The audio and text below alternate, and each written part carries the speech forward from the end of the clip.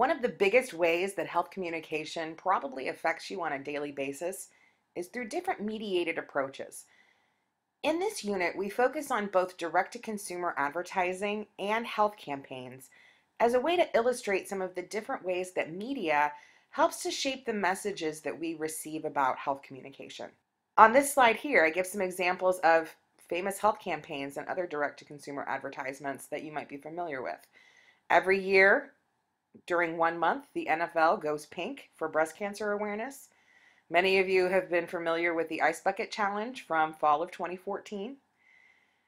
There's the Dare to Keep Kids Off Drugs program, which was a health campaign that ran from 1983 to 2009 and was found to be ineffective. It was one of the most popular health campaigns in the United States at that time, and it was found that it didn't really actually encourage kids not to take drugs. The program was relaunched in 2014 and focuses much more on making smart decisions as opposed to telling kids not to do drugs. Because the moment you tell somebody not to do something, a lot of times they immediately want to go out and do it. But when you teach them how to make smart decisions, we're talking about a whole different story. And that's one of the successes of health campaigns, is that the really good ones teach you how to make smart health decisions. Some other popular ones include a great campaign that was launched in combination between the Ad Council, the Department of Health and Human Services, and Sesame Street to help kids and young children learn how to fight off the flu just by sneezing into their elbow instead of either covering their mouth or just sneezing out into the air. I've got a sample of it at the end of this unit, and I really encourage you to check it out. And then probably one of the most recognizable health campaigns of the last couple of decades is the Truth Campaign, which is a campaign that encourages people not to smoke by appealing to their need to fight big tobacco. There's some really interesting writings on the Truth Campaign, and you might be familiar with some of their commercials and other videos that they have produced, including commercials where individuals stack up body bags outside of a tobacco industry's corporate headquarters in an effort to expose the idea that tobacco industry is contributing to deaths from lung cancer. So again, these are just some quick examples of mediated approaches to health communication that you might be familiar with. The readings for Unit 7 break down mediated approaches into two separate parts. First, there's direct-to-consumer advertising. These are advertisements for different drugs or different prescriptions that advertisers are now allowed to directly market to consumers. If we roll the clock back to before 2000, even before the 1990s, it was illegal for advertisers to market drugs and prescriptions and other controlled substances directly to consumers. Only a doctor could tell you what types of medications could treat your disorders and what those side effects could be. After some direct-to-consumer advertisement movements in the 90s and early 2000s, those bans were lifted. And now we see all sorts of advertisements for Zoloft, Celebrex, various different erectile dysfunction disorders, various different birth controls.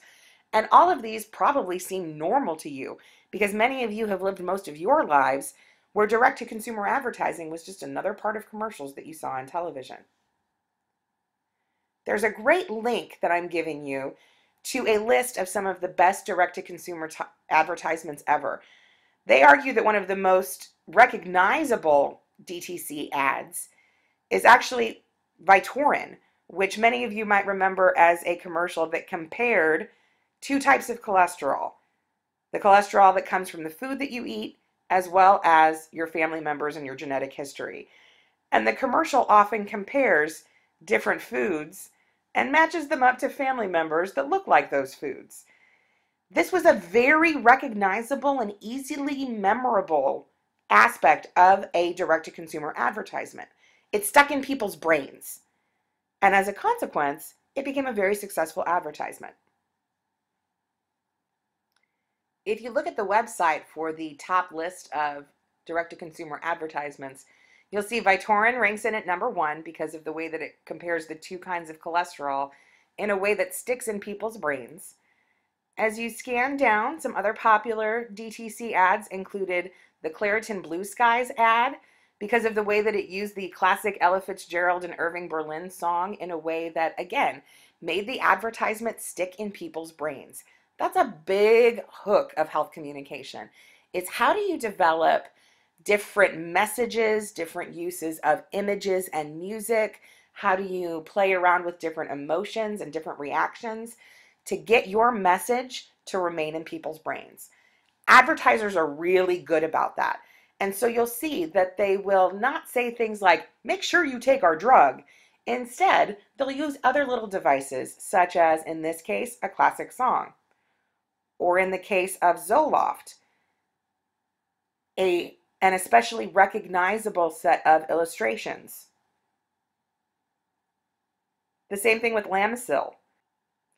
They used animation in a way that both illustrated their product as well as the side effects, and at the same time also captured people's attention, even the attention of all of the talk shows, as this particular blog points out. And then finally, their top 5 is rounded off by Zellnorm. Again, this also includes some use of music, in this case Fatboy Slim. It also used some illustrations that really clarified exactly how the product worked. And again, all of these things come together in a way that makes the message stick in your brain. So think about those sorts of messages that make you remember an advertisement or a health campaign.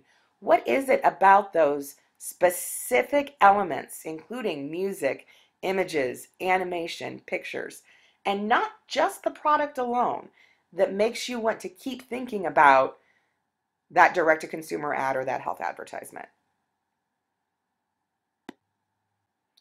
In addition to direct-to-consumer advertisements, which often focus on for-profit products and other prescription drugs and controlled substances that consumers can purchase, we also have health campaigns. Health campaigns are often directed from a more nonprofit or governmental perspective. You'll see a lot of health campaigns coming out of the Department of Health and Human Services, the Centers for Disease Control, the Food and Drug Administration. All of these different entities focus on using health messages as a way to either promote particular health practices, get people to change their behaviors, and get people to focus mostly on prevention as opposed to treating a disease or a disorder once you get it with drugs. So again, there's this focus on prevention, as well as also raising awareness. And one of the links that I included here is an assessment of the Ice Bucket Challenge and the way that social media operates as a way to raise awareness when it comes to public health campaigns. One of the interesting things that this article points out is that the jury is still out when it comes to whether or not social media is the best tool for raising awareness when it comes to health issues. Things worked really well for ALS and the Ice Bucket Challenge, but in many ways they raised more money than they knew what to do with. And they've got to spend all of that money in the next fiscal year. So there are a lot of constraints that raising awareness can bring through health campaigns. Is social media always an effective way to really address some of the issues that these health disorders and diseases are facing? One really popular example of a health campaign that some of you might have been familiar with growing up is the 5 a Day for Better Health campaign. This was a health campaign that encouraged people to eat more fruits and vegetables. It was launched in conjunction with the USDA, as well as some input from the Department of Health and Human Services. And what the USDA was really encouraging people to do was to consume more agricultural products from the United States, namely fruits and vegetables, as a way to promote both American agriculture, but also health and eating fruits and vegetables because of the health benefits that they bring. I'm going to focus the remainder of my comments on health campaigns because that is oftentimes some of the best information that I can share with you, as well as some of the clearest frameworks that we have when it comes to designing, implementing, and evaluating the work that we do around health campaigns. Within this focus on health campaigns, there are 2 key ways that health communication is central to ensuring a successful campaign. And that involves both evaluating health promotion programs and making complex information more meaningful and accessible to our audiences. So let's tackle the idea of making complex information more meaningful first. The first question that you need to think about is, how accessible is what you're saying? If you're using a lot of scientific jargon, if you're using health terms or food terms or other sorts of terms that are multisyllabic and people aren't familiar with and nobody's ever heard of, people aren't going to pay attention to your health message. And so you've got to make sure that what you are saying in your campaign is actually accessible and understandable to people. With health campaigns, what we're doing is we're trying to boost self-efficacy. We're trying to get people to understand that they have the capacity to make the decisions to live a healthier life if they want to do so. And so we've got to make sure that people can understand and interpret that information and then actually translate it into health practices. There are some quick tips that I can share with you. I'm going to show you some links to both the Smog Test and some other readability scales out there. In many cases, you can Google smog or health communication readability scales and find this information. The Smog Test is a mathematical formula that you can use to calculate the reading level that people need to read at in order to understand the information that you're sharing. And many other readability scales do the same type of work. So let's take a look at what they do. Here, I just Googled smog literacy calculator. And the first thing that comes up is the smog readability formula. So when I click on that, it takes me to a website that outlines how to actually calculate the smog readability formula.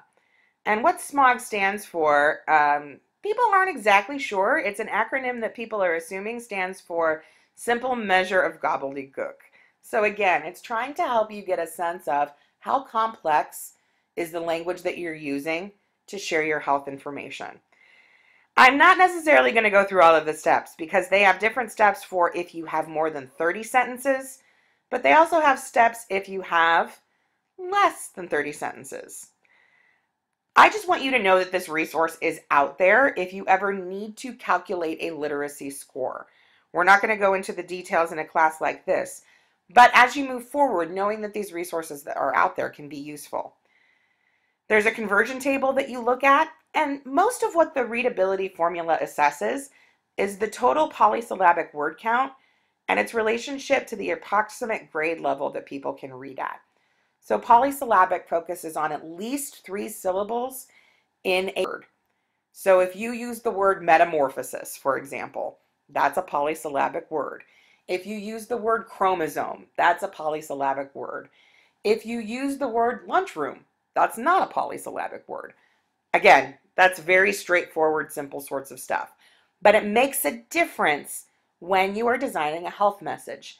To you, a polysyllabic word might not be all that big of a deal. To a 5 or 6-year-old, it might make all the difference in terms of their ability to understand and interpret your message. It also makes a difference when it comes to reading level. Remember back when we talked about health literacy?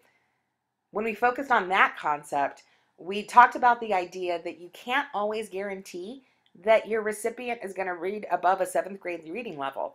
In many cases, you can't even guarantee that they're going to be able to read above a 3rd grade reading level. And this is adults we're talking about, not children.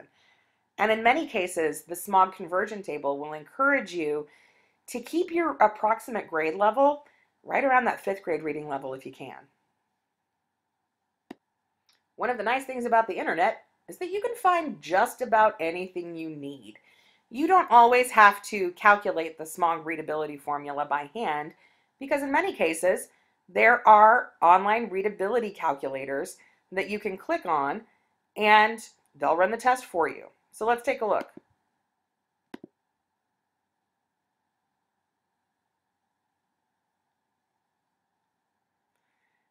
This should really be fairly familiar to you. You can run readability scores even from your own Word document. But all you do is simply cut and paste some text that you would like to analyze. And this is a free service that you can use to calculate the reading ease using a Flesch-Kincaid reading ease score, but then also the specific grade levels. So you can get a Flesch-Kincaid grade level, a Gunning-Fogg score, a Komen-Lau index, the Smog index that we've just talked about, and an automated readability index. I'm not going to necessarily tell you every single aspect of all of these grade level calculators, but again, it's giving you information to help you assess how readable is the information that you're producing. In terms of making complex information more meaningful, it's one thing to ask how accessible is what you're saying, but it's another thing completely to ask, is what you're saying actually meaningful to people? Are you using statistics that people have no context for? Are you sharing information that people really don't know how to interpret and translate into their daily health practices? Sure, it's one thing to say eat more fiber, but what does that really mean to people? And do they even care? Do they even understand why they should be eating fiber in the first place? So packaging data into something that resonates with an audience really is an art form that communication people can add to the mix. Some advice I have on this front involves both taking statistics and articulating them in a way that is more personable and meaningful to people, as well as thinking about the way that you construct your data displays anytime you're giving a presentation, writing a paper, or constructing a PowerPoint slide. In terms of repackaging statistics, you want to think about how you can take numbers and repackage them in a way that's actually more meaningful to people, in a way that they can understand, in a way that they can develop a context for. When I was giving a TED Talk on hunger and food security in Greensboro and Guilford County, I talked a little bit about how right around 23.5 million people are experiencing hunger and food insecurity at any given point in time. That number, 23.5 million people, might not be all that meaningful to my audience. It might be hard to conceptualize just how many people 23.5 million actually is. But you know what? It's almost the same size as the population of Texas, which is a really big state. So when I communicated that information, I also said 23.5 million people are experiencing food insecurity, and that's almost the population of the state of Texas. That's just a very quick way I was able to take a number and make it more meaningful to my audience. There are other ways that you can do this also through the way that you use data displays and visual communication in the work that you do. Sometimes it's about developing engaging infographics that get a lot of information out in a very simple, elegant, and creative way that really communicates that message. Here's an example that I found that encourages people not to use tanning beds as a way to either tan or get their vitamin D on. They include some great statistics packaged on a single page. They label it 5 burning truths. So again, they're playing off of this phrasing that might be appropriate for tanning bed and avoiding sunburns. They give you some information that is packaged using a neat font, a nice color scheme. They use very simple images that pop out. Things aren't crowded. Images aren't stretched out. This is my favorite down here because it really pops out. The image itself pops out quite a bit. And it also takes a different approach to appealing to individuals who might seek out the use of a tanning bed in order to improve their physical appearance. So again, people might tan because they want a nice, what they consider healthy glow that looks like they've had sun-kissed sun and they've been out in the sun all of the time. At the same time, as you age, 90% of skin aging is due to the effects of UV radiation. So if you use a tanning bed now, the likelihood that you're going to have bad skin as you age is increased exponentially. And this type of information really appeals to that. Again, they're not saying anywhere on this message, don't use a tanning bed. What they are saying, though, is here's how you increase all of your risks for melanoma, how fairer skins are at risk, and how, when it comes down to it, your efforts to increase your looks might actually make your skin age faster in the long run. The next few images that I'm going to share with you are some other examples of infographics and tables and charts that also help to repackage information in a way that is more interesting and engaging to the audience who reads it. These are some of my favorite charts and graphs that came from an article that was published in Bitch magazine of all places. But an individual took some information from the USDA's Thrifty Food Plan, which is a family food plan that helps people budget for healthy eating on a very restricted income. And so basically it promotes healthy eating on a budget. An individual took some of the information that was communicated in the most recent food plan and repackaged it into these really engaging informational graphics that really drove home how the cost of food is increasing and our ability to purchase that food is decreasing. So in this case, here's a chart that shows the rising cost of food between 2007 and 2012. Just by using these simple images of these grocery bags, they're able to add another layer. By selecting a really interesting font, they're able to draw your attention to this information. They make it more creative, interesting, and artistic to read. And it's information that, again, might stick with you. It's very easy to see. Oh yeah, our cost of food has increased quite a bit between 2007 and 2012. This is the weekly cost of feeding a family of 4. It's increased $20 a week, $80 a month. That's a lot of money for some folks. I really like this image just for its sheer creativity. We're talking about food, so take a picture of food and stick some information inside it. This is focusing on how the cost of feeding a family of 4 has increased 18% in 5 years. And meanwhile, the median income for all U.S. workers has stayed nearly flat. So we're making the same amount of money, but it costs us more money to buy the food that we need. Again, I just think this is a really interesting way to package information in a way that will make people want to read it. And then finally, here's a great image that drives home some of the different costs between conventional and organic foods. So it's a shopping list. So again, playing on the food theme, playing on the artistic and familiar elements that people will recognize when it comes to thinking about food, and then comparing this line by line. Bananas, organic versus conventional. It's 94 cents a pound versus 54 cents a pound. When you're having to make a decision on whether or not you're going to buy organic or conventional, you might end up buying the conventional simply because it's more cost effective. And it runs down the whole list of some of the most popular foods that people buy, including apples, collard greens, milk, chicken, eggs, flour.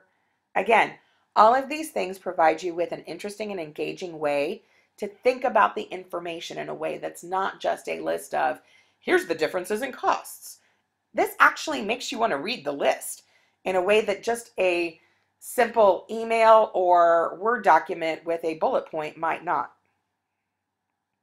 So I've given you some information about making health messages more meaningful to your audience. Another way that health communication is important to the study of health campaigns is through the evaluation of health promotion programs. In a nutshell, there is often a stage model when it comes to health promotion programs and health campaigns.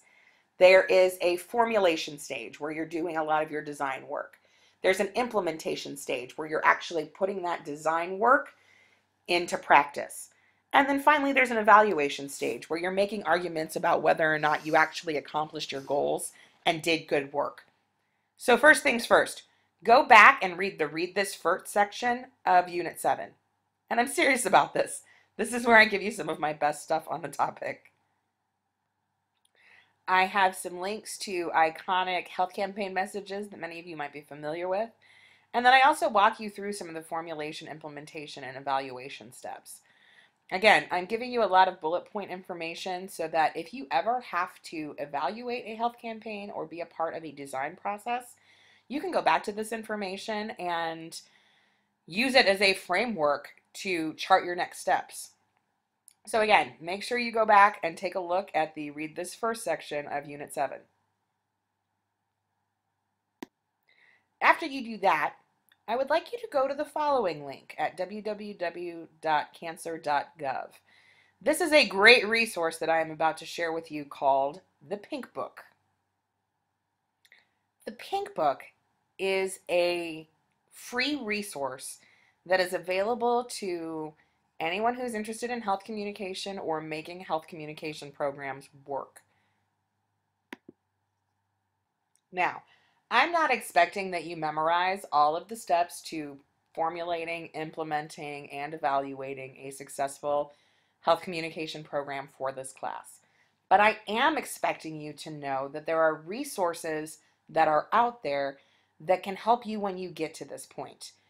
Making communication programs work, the Pink Book, is one of those resources. And don't let the website fool you. Just because it comes from cancer.gov doesn't mean that the recommendations are unique specifically to the fight against cancer. If you scroll down, you'll notice that the Pink Book comes from the U.S. Department of Health and Human Services. It comes out of the National Institutes of Health and the National Cancer Institute. All of the recommendations that they provide and all of the advice that they give are based on sound, evidence-based practices, and they can be applied to a lot of different contexts. On page 5 from the table of contents, it's page 16 on the actual PDF document, there is a chart that includes the characteristics of effective health communication campaigns.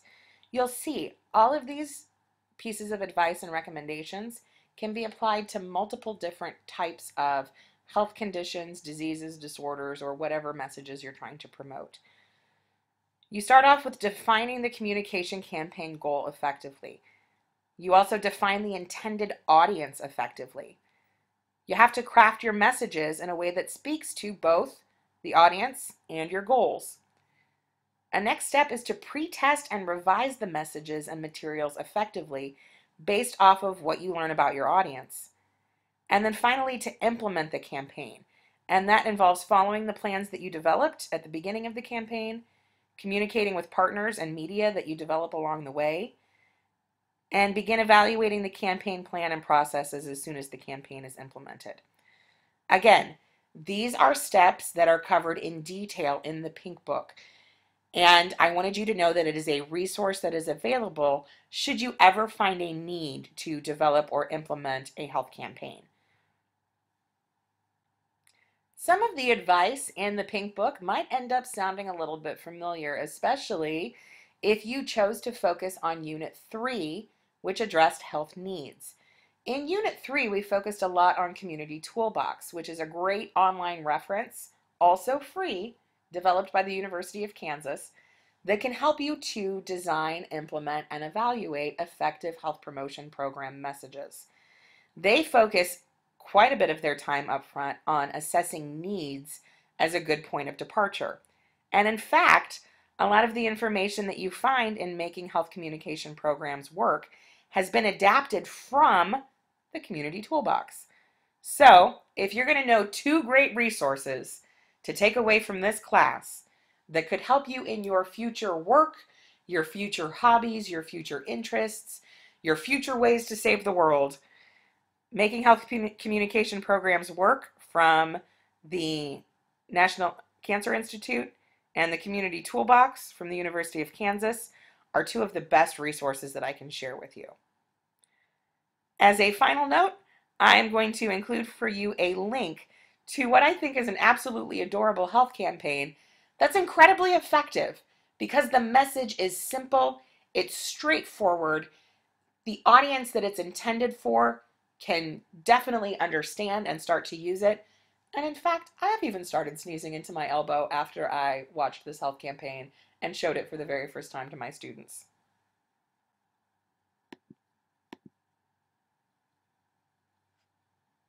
Rosita, did you know there's a right way to sneeze? Let's show them, Elmo. Yeah, got it. When you feel like your nose needs to give it at you, this is how you act, this is what you do.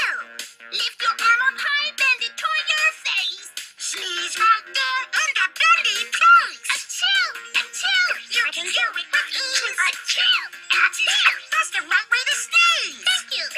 To learn more about preventing flu, visit flu.gov.